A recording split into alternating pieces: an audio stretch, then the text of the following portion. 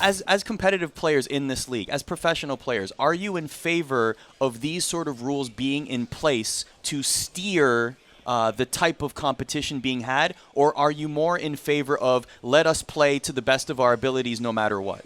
I think at the very beginning of Overwatch, we can look at like a history lesson. At the very beginning, they didn't have a lock to anything. You could play multiple heroes. You could play the same hero on multiple players. Like multiple players could play Tracer or multiple players could play Winston. So I think after locking that, it made the game more healthy, and I think everybody liked the locks to one hero per player.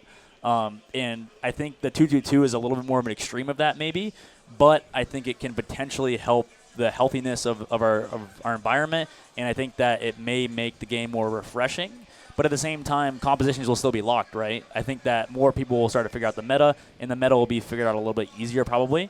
But overall, there'll be more exciting moments most likely, and I think that it'll be just a better spectator sport.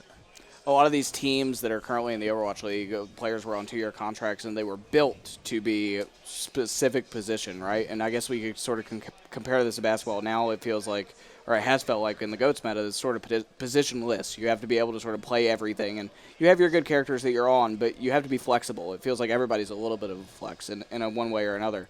Do you think we'll go back to where we see players sort of shine in one specific role if it moves to a 2-2-2 meta?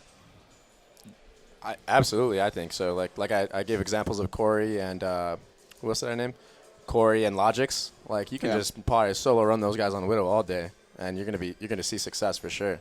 But I think it is important. I think compositions will vary. I think you'll see some dive sometimes. So I think it's important. Like you can't have two specialists. You're gonna have to have one specialist in hit scan probably, and then you're gonna have to have one that's like a flex god like Erster, right? Yeah. So yeah.